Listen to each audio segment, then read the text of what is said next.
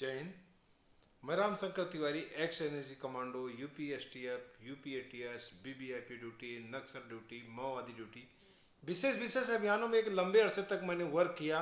आज फिर नए वीडियो, एक नए सेशन, नए रोचक घटनाओं, नई रोचक कहानी के साथ आपके सामने फिर प्रस्तुत हैं कि आईबी आईबी क्या है, इसकी भर्ती कैसे होती है, इसका वर्क कैसा है।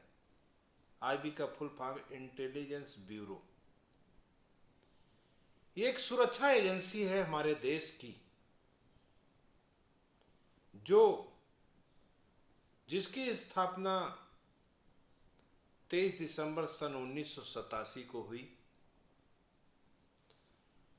ये अंग्रेजों के समय में इसकी स्थापना हुई। अब आप सोच पा रहे हैं, अंग्रेजों के समय में जब हमारे आज़ाद सिंह, सरदार भगत सिंह थे, चंद्रशेखर आज़ाद थे, सुभाष चंद्र बोस जी थे, जब ये लोग भी हमारे देश को आज़ाद कराने में वो करते थे, उस समय अंग्रेजों के ही चार्ज में हमारी आईबी होती थी और ये रिपोर्ट देती थी, इससे ये खतरा है, इससे ये खतरा है, ऐसा ही है। क्योंकि खुफिया एजेंसी का ही काम है कि संभावित घटनाओं को पहले ही बता देना, कहाँ से क्या होने वाला है। आईबी की ट्रेनिंग आपके रसिया में हुआ करती थी और पूरे वर्ल्ड में आईबी काम करती थी। लेकिन 1968 में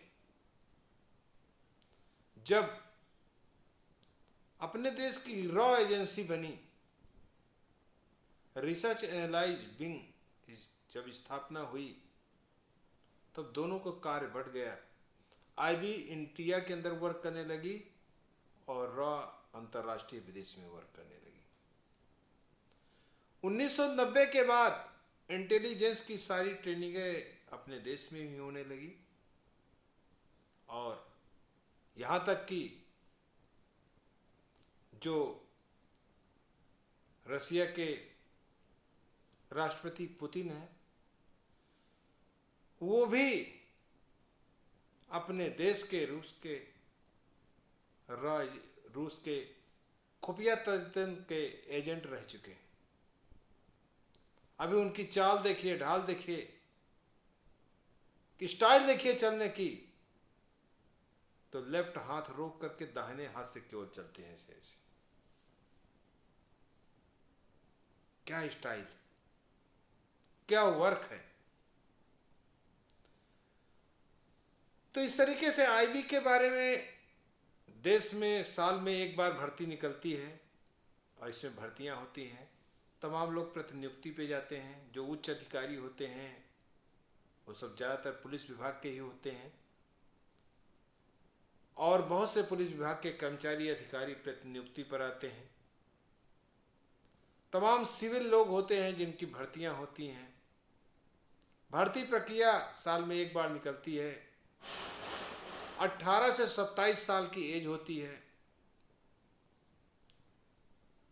और ग्रेजुएशन कंप्लीट होना चाहिए, 50% अंक से पास होना चाहिए, कंप्यूटर का जानकार हो, बातचीत में तेज तर्राक हो और भाषाओं का भी जानकार हो। ये सारी चीज़ें इसमें देखी जाती हैं। उस हिसाब से इंटरव्यू लेने के बाद सिलेक्शन होता है। कंप्यूटर का अच्छा माहिर होना चाहिए, जिससे तमाम मुलजिम के बारे में जब खाका पता चलता तो उसका स्केच कंप्यूटर बनाना है, फिर उसके उस हिसाब से उसको हमें सेट करना है। तो आईबी का अपने इंडिया में वर्क बहुत ही सराहनीय रहा है, क्योंकि हम भी ये यूपी एसटीएफ और यूपी एटीएस में जब रहे हैं तो जो आईबी का ऑफिस है वहाँ लगातार हम लोगों का जाना आना बना रहता था। आज भी कई डीआईजी, कभी कप्तान, आज भी हमारे जानने वाले वहाँ पर पोस्ट हैं और लगातार इस तरीके से आईबी से सूचनाएं हमको मिलती थी एसटीएफ एटीएस को, तो हम लोग उस पर वर्क करते थे। एक एक सूचना पर कई लंबे समय तक ये लोग लगे होते हैं और उसके अंतिम तह तक जाते हैं। आईबी का काम होता है और भी पीएम, सीएम और जज की सुरक्षा एनालाइज करना, उसको वॉच करना बीच बीच में कि इनकी सुरक्षा में कोई सेंध तो नहीं है, इनके ऊपर कोई दिक्कतें तो नहीं है। क्योंकि लगातार जब हम लोग एसटीएफ एटीएस में थे तो लगातार रिपोर्टें आती थी कि इस 15 अगस्त को ऐसी घटना होने की संभावना है, इन महानगरों में ऐसा होना। उस हिसाब से फोर्सेस और हमारी सरकार सतर्क हो जाती है। आए भी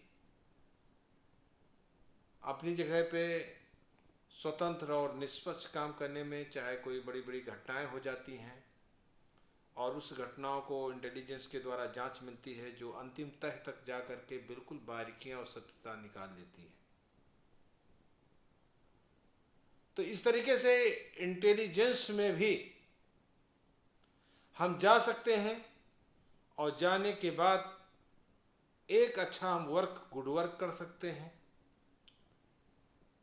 और एक देश और समाज को मैं भय मुक्त कर सकता हूं, अपराध मुक्त कर सकता हूं, अपना 100% योगदान दे करके सत्यनिष्ठा के साथ। और लगातार लोग जा ही रहे हैं और लगातार आपको नई नई जानकारियों के साथ हम लगातार आपसे मिलते रहते हैं। फिर नेक्स्ट सेशन में फिर आपसे मिलते हैं।